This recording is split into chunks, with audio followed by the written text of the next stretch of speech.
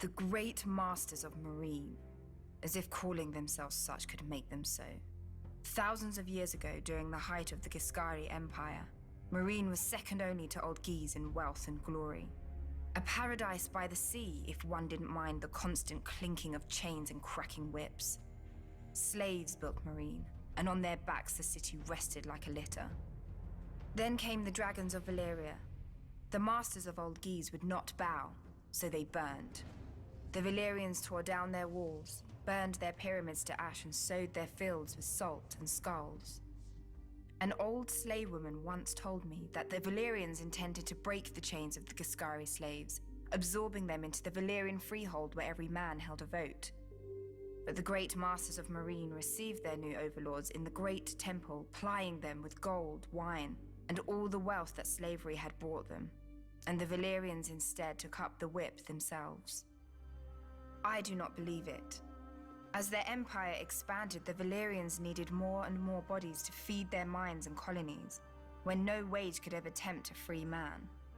The great masters merely accommodated their new customers, staying rich as the Giscari Empire crumbled.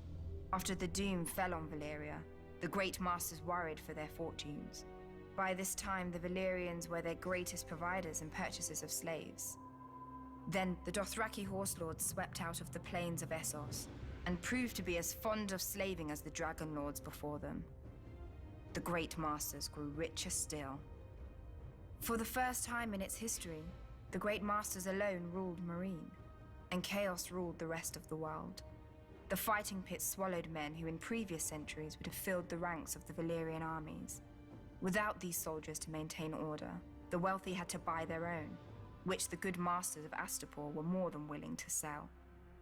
If the buyer's nerves still needed calming, the wise masters of Yunkai could sell him further release. The great masters, the good masters, the wise masters, yet none was so great, good, or wise that they recognized our queen for what she was. Her ancestors had destroyed them, then become them. Perhaps they assumed she would bend as easily. But our queen does not bend. She breaks.